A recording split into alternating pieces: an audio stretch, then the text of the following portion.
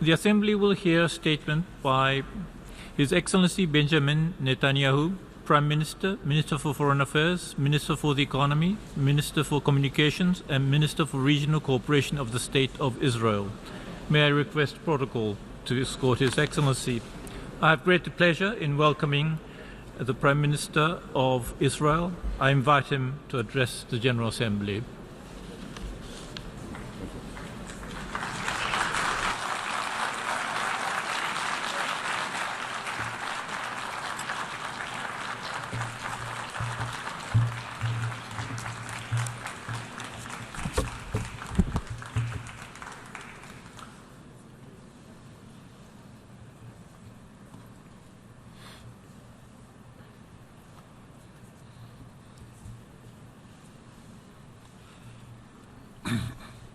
Distinguished delegates, ladies and gentlemen, when I spoke here 3 years ago, Israel stood alone among the nations. Of the nearly 200 countries that sit in this hall, only Israel openly opposed the nuclear deal with Iran. We oppose it because it threatens our future, even our very survival. We opposed it because the deal paved Iran's path to a nuclear arsenal. And by lifting the sanctions, it fueled Iran's campaign of carnage and conquest throughout the Middle East. We oppose it because the deal was based on a fundamental lie that Iran is not seeking to develop nuclear weapons. Now, Israel exposed that lie earlier this year. Last February, Israel conducted a daring raid on Iran's secret atomic archive. We obtained over 100,000 documents and videos that had been stashed in vaults in an innocent-looking building in the heart of Tehran. In May, I presented a short summary of what we obtained to the international media. I provided hard evidence of Iran's plans to build nuclear weapons and its plans to deceive the international community. Israel shared this information, and even more damning evidence that we found, with members of the P5+1 and with the International Atomic Energy Agency. Months have passed. The IAEA has still not taken any action. It has not posed a single question to Iran. It has not demanded to inspect a single new site discovered in that secret archive. So given this inaction, I decided to reveal today something else that we have shared with the IAEA and with a few intelligence agencies. What I'm about to say has not been shared publicly before. Today, I'm disclosing for the first time that Iran has another secret facility in Tehran, a secret atomic warehouse for storing massive amounts of equipment and material from Iran's secret nuclear weapons program. In May, we exposed the site of Iran's secret atomic archive. It's right here, in the Shorabad district of Tehran. Today, I'm revealing the site of a second facility, Iran's secret atomic warehouse, It's right here in the Turkuzabad district of Tehran, just 3 miles away. Let me show you exactly what the secret atomic warehouse looks like. Here it is. You see, like the atomic archive, it's another innocent-looking compound. Now, for those of you at home using Google Earth, this no longer secret atomic warehouse is on Meir Alley, Meir Street. You have the coordinates. You can try to get there, and for those of you who try to get there, it's 100 meters from the Kalishoi, the rug cleaning operation. By the way, I hear they do a fantastic job cleaning rugs there. But by now, they may be radioactive rugs. This is the second secret site. Now, countries with satellite capabilities may notice some increased activity on Meir Alley in the days and weeks ahead. The people they'll see scurrying back and forth are Iranian officials desperately trying to finish the job of clearing up that site. Because you see, since we raided the atomic archive, they've been busy cleaning out the atomic warehouse. Just last month, they removed 15 kilograms of radioactive material. You know what they did with it? They had 15 kilograms of radioactive material. They had to get it out of the site. So they took it out and they spread it around Tehran in an effort to hide the evidence. The endangered residents of Tehran may want to know that they can get a Geiger counter on Amazon for only $29.99. As of today, that's just 4 million Iranian rials. But we'll get to that later. I'll talk about the Iranian economy in a minute. They took this radioactive material and spread it around Tehran. Now, the Iranian officials cleaning out that site still have a lot of work to do because they've had at least 15 ship containers. They're gigantic. 15 ship containers full of nuclear-related equipment and materials stored there. Now, since each of those containers can hold 20 tons of material, this means that this site contained as much as 300 tons of nuclear-related equipment and material. Right here. So, distinguished delegates, you have to ask yourself a question. Why did Iran keep a secret atomic archive and a secret atomic warehouse? Because after all, when South Africa and Libya, when they gave up their nuclear programs, the first thing they did was to destroy both the archives and the material and equipment. And the answer to the question is simple. The reason Iran didn't destroy its atomic archive and its atomic warehouse is because it hasn't abandoned its goal to develop nuclear weapons. In fact, it planned to use both of these sites in a few years when the time would be right to break out to the atom bomb. But ladies and gentlemen, rest assured that won't happen. It won't happen because what Iran hides, Israel will find. Ladies and gentlemen, I have a message to the head of the IAEA, Mr. Yukiya Amano. I believe he's a good man. I believe he wants to do the right thing. Well, Mr. Amano, do the right thing. Go inspect this atomic warehouse immediately, before the Iranians finish clearing it out.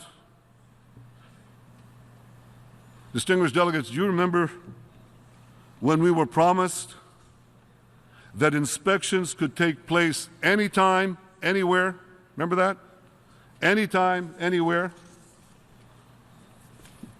Well, how about inspections right here, right now?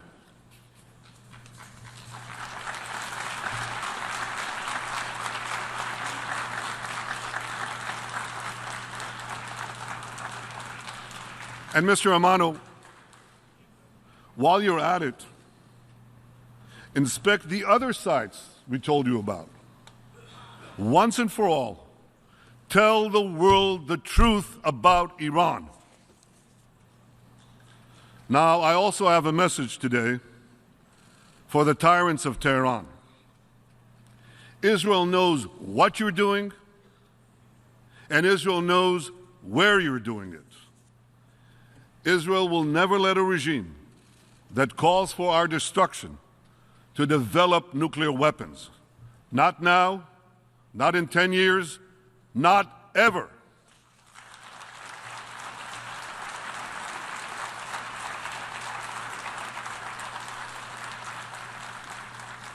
And Israel will do whatever it must do to defend itself against Iran's aggression. We will continue to act against you in Syria. We will act against you in Lebanon. We will act against you in Iraq. We will act against you whenever and wherever we must act to defend our state and to defend our people.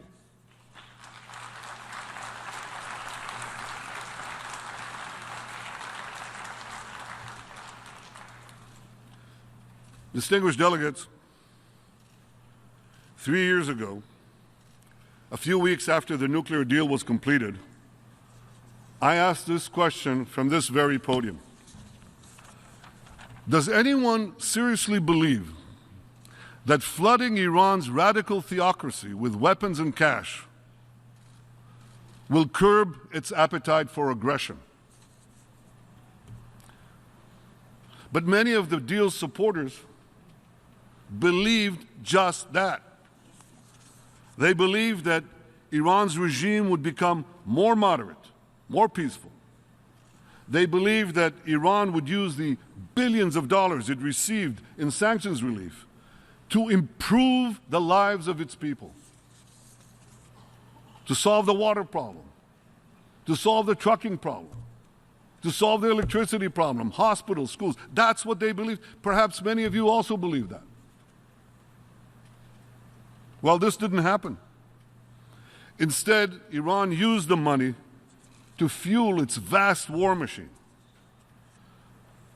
Just this past year, Iran has attacked Kurds in Iraq, slaughtered Sunnis in Syria, armed Hezbollah in Lebanon, financed Hamas in Gaza, fired missiles into Saudi Arabia, and threatened freedom of navigation in the Straits of Hormuz and the Strait of Bab el-Mandeb. Some peace, some moderation. Now, if you think that Iran's aggression has been confined to the Middle East, think again. Last month, 2 Iranian agents were arrested for plotting terror attacks right here in the United States. And several weeks ago, Iranian agents were arrested for plotting terror attacks in the heart of Europe. Yet, while the United States is confronting Iran with new sanctions, Europe and others are appeasing Iran by trying to help it bypass those new sanctions. Now, I've just used a word, a tough word, a very strong word, appeasement. And I use it reluctantly. But unfortunately, that's exactly what we're seeing again. in Europe. Think about this. The same week, Iran was caught red-handed trying to murder European citizens. European leaders were rolling out the red carpet for President Rouhani, promising to give Iran even more money. I'm a historian's son. I have to ask.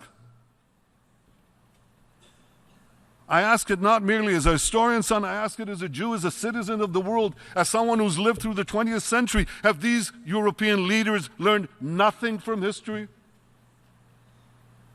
Will they ever wake up? Well, we in Israel, we don't need a wake-up call because Iran threatens us every day. Because despite the best of hopes, and there were many hopes around the nuclear deal, this deal did not push war further away. It brought war ever closer to our borders. In Syria, Iran is trying to establish permanent military bases against us and has already launched missiles and drones into our territory. In Gaza, Iran is arming terror groups to launch rocket attacks into our cities and terror attacks against our civilians. In Lebanon, Iran is directing Hezbollah to build secret sites to convert inaccurate projectiles into precision-guided missiles, missiles that can target deep inside Israel within an accuracy of 10 meters.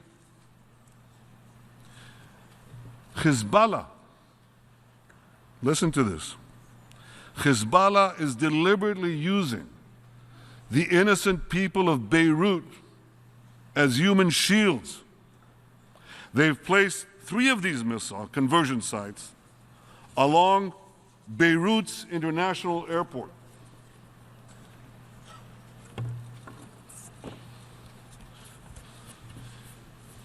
Here's a picture that's worth 1,000 missiles. Here's Beirut's international airport. Here's the first missile site. It's in the Uzai neighborhood, on the water's edge, a few blocks away from the runway. Here's the second site.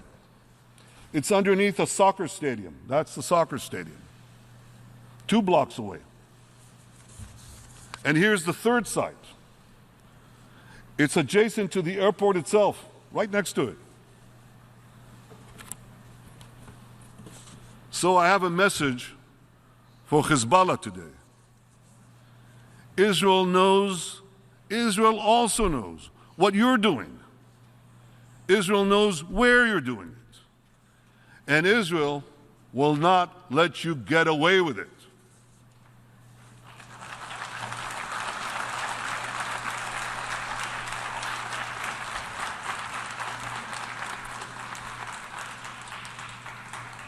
Ladies and gentlemen, just as the nuclear deal supporters were wrong about what would happen when sanctions would be removed, they were wrong, dead wrong, about what would happen when sanctions would be restored. They argued that U.S. sanctions alone would have little economic impact on Iran. That's what they said. Really? Well, let's see what happened to Iran's economy now that President Trump has forced companies to choose between doing business with Iran and doing business with the United States, whose GDP is 50 times the size of Iran's GDP. A year ago, Iran's economy was booming. Now it's collapsing. Iran's currency is plummeting. Inflation and unemployment are soaring. British Airlines, German banks, French oil companies, Japanese oil importers, and many others are scrambling to get out. If that's little economic impact, imagine what will happen with the next batch of U.S. sanctions imposed in November. The deal's supporters were also wrong when they argued, you have to believe that they argue this. I mean, I had many arguments with them. They also argued that restoring sanctions would rally the Iranian people around the regime. Well, they're definitely rallying, but not around the regime. They're rallying against the regime. They're not chanting death to America. They're chanting death to the dictator. They're not chanting export the Islamic Revolution. They're chanting leave Syria, leave Lebanon, leave Gaza, take care of us in Iran. I listen to these protests. I talk to the Iranian people. I issue these videos. And I get so many responses from Iranians. At first I thought these are Iranian exiles in the safety of London or Paris or Los Angeles. No. Iranians from Iran, embracing Israel, criticizing the regime. That's an understatement. With their names. And I asked my intelligence people, what's going on?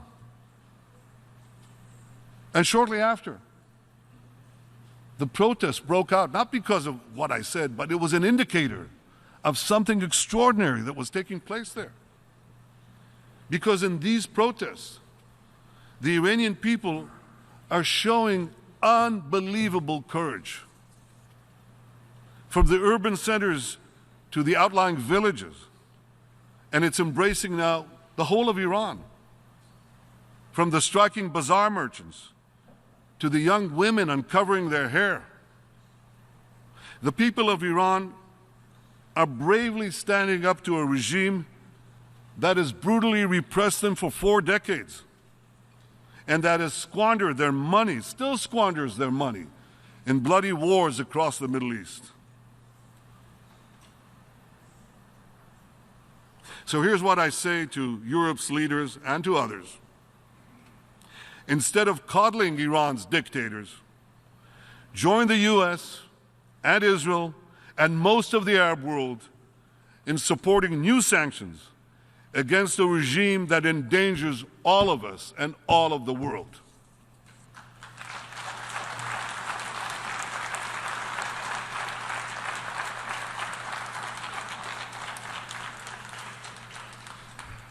Israel is deeply grateful to President Trump for his bold decision to withdraw from the disastrous nuclear deal with Iran. Many, many of our Arab neighbors are also grateful. And everyone who cares about the peace and security of the world should also be grateful. But, ladies and gentlemen, I have an important confession to make. This may surprise you, but I have to admit that the Iran deal has had one positive consequence, an unintended one, but a positive consequence. By empowering Iran, it brought Israel and many Arab states closer together than ever before. Closer together than ever before in an intimacy and friendship that I've not seen in my lifetime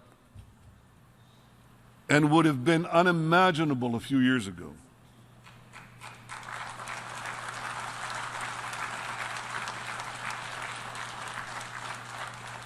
And you know, when you form friendships around a threat, around a challenge, you quickly see opportunities, not only for security, but how to bring a better life for our people, which Israel can help and wants to help do. Israel deeply values these new friendships, and I hope the day will soon arrive when Israel will be able to expand peace, a formal peace, beyond Egypt and Jordan to other Arab neighbors, including the Palestinians. I look forward to working with President Trump and his peace team to achieve that goal.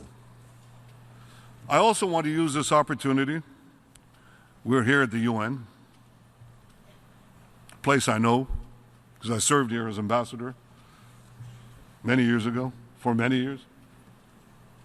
So I know something about the UN. So I want to use this opportunity to express Israel's appreciation to President Trump and Ambassador Haley for the unwavering support they've provided Israel at the United Nations.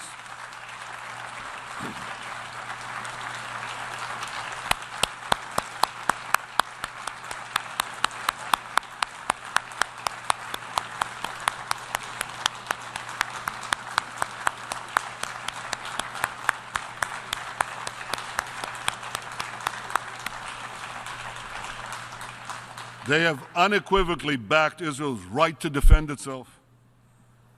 They rightly pulled out of a history-denying UNESCO and a morally bankrupt UN Human Rights Councils.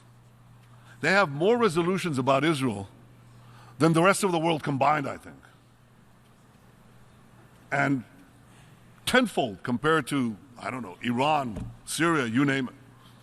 Not even tenfold, because you can't multiply zero by any number. They stopped funding President Trump and Ambassador Haley. They stopped funding an unreformed UNRWA, an organization that, instead of solving the Palestinian refugee problem, perpetuates it. Day after day, the Trump administration has stood up to what has long been a specialty here at the UN, slandering Israel. Even though the shameful resolution comparing Zionism to racism was repealed 25 years ago, I'm sorry to say that its foul stench still clings to these halls. Israel airlifted Ethiopian Jews to freedom and a new life in Israel, in the Jewish state. Yet here at the UN, Israel is absurdly accused of racism. Israel's Arab citizens vote in our elections, serve in our parliament, preside over our courts, and have exactly the same individual rights as all other Israeli citizens. Yet here at the UN, Israel is shamefully accused of apartheid. Today, there are at least 5 times as many Palestinians as there were in 1948, the year of Israel's founding. Yet here at the UN, Israel is outrageously accused of ethnic cleansing. Ladies and gentlemen, you know what this is? It's the same old anti-Semitism with a brand new face. That's all it is.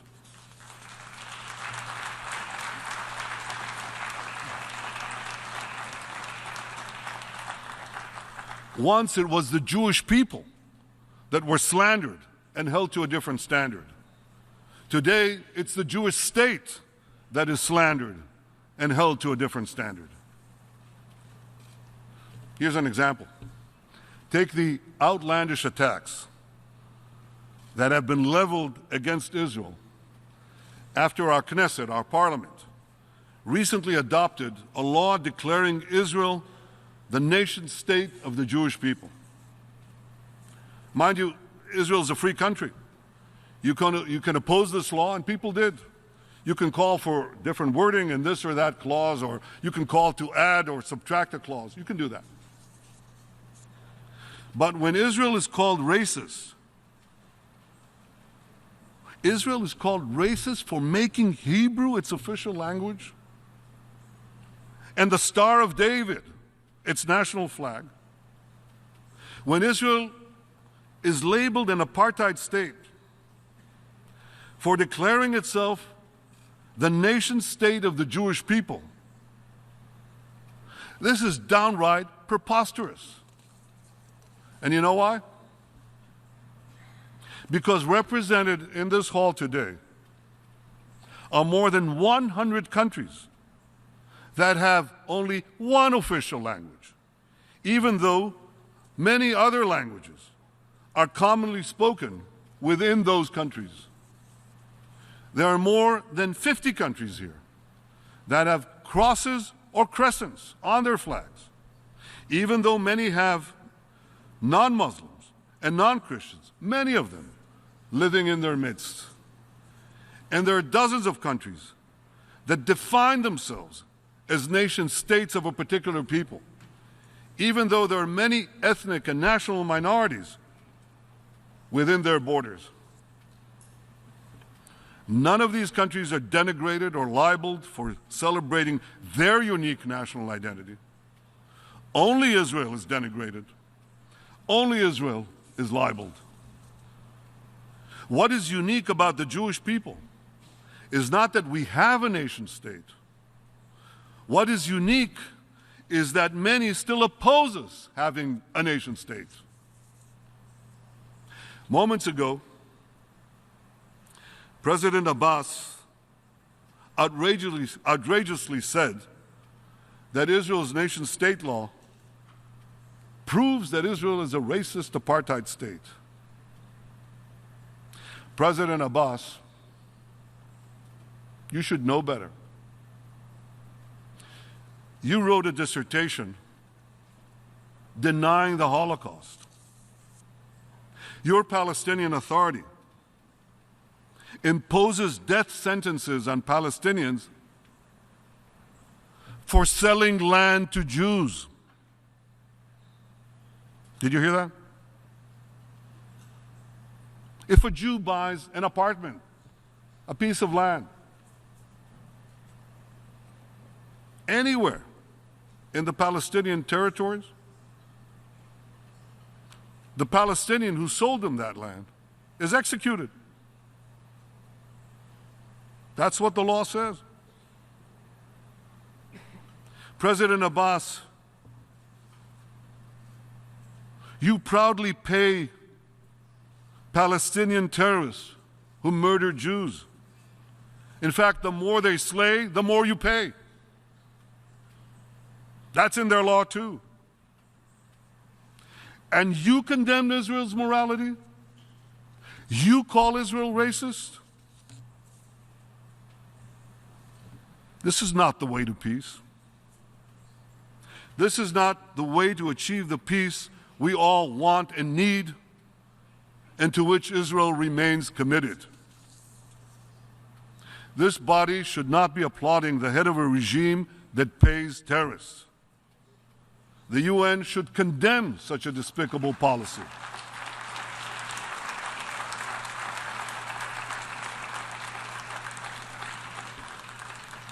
And the UN, which brokered a ceasefire in 2014, should demand that Hamas release our fallen soldiers, Oron Shaul and Adar Goldin, who was kidnapped when Hamas violated that very ceasefire.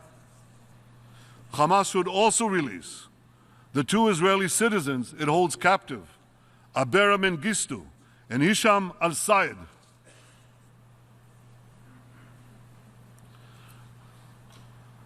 Ladies and gentlemen,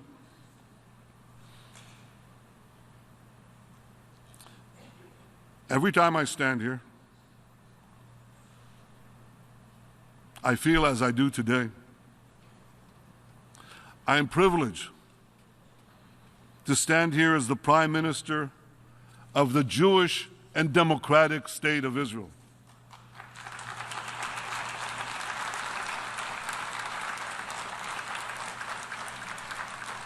Some believe that Israel cannot be both Jewish and democratic.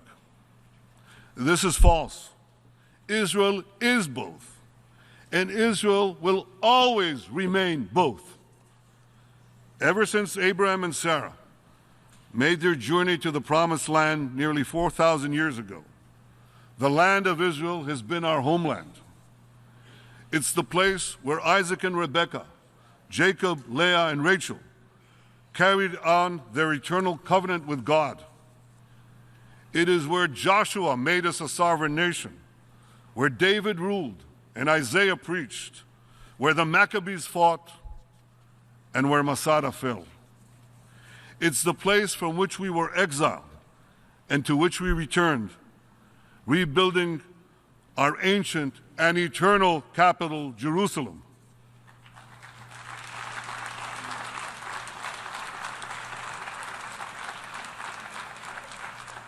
The nation-state of Israel is the only place where the Jewish people proudly exercise our collective right of self-determination. That right was recognized nearly a century ago by the League of Nations and over 70 years ago by the United Nations when it voted to establish, or rather to support the establishment of a Jewish state. That's what it said, that resolution. A Jewish state.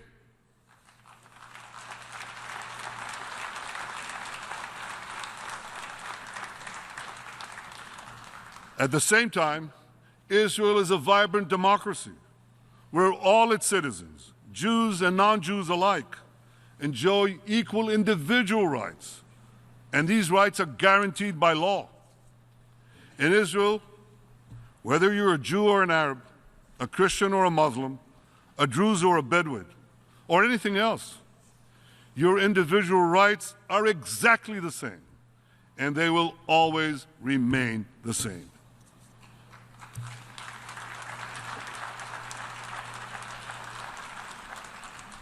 In the Middle East, that's not obvious. Now, that's an understatement. In the Middle East, where women are often treated as property, minorities are persecuted, gays are hanged, Israel stands out as a shining example of freedom and progress. Ladies and gentlemen, I could not be more proud to represent my country, Israel. I'm proud that we've made Israel a global technological power of breathtaking creativity in information technology, in precision agriculture. You know what that is? We target the fertilizer and the water down to the individual plant. Not field, not part of a field, down to the plant. I'm proud of these geniuses that bring these unbelievable developments in water management, in cybersecurity, in autonomous vehicles, in digital health, in medical devices, and in so many other fields that are improving the lives of billions of people around the world. I'm proud of Israel's brilliant scholars, innovative entrepreneurs, talented artists. I'm proud of Israel's devoted teachers, compassionate doctors, and our search and rescue teams who saved lives from Haiti to Mexico, from Nepal to the Philippines. I'm so proud of Israel's courageous soldiers, the men and women who bravely defend our homeland while upholding the highest values.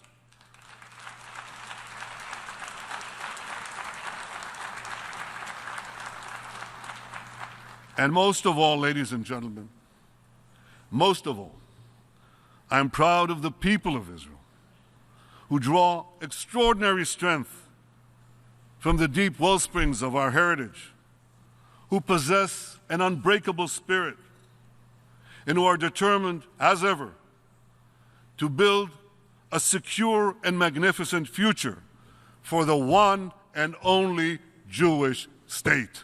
Thank you.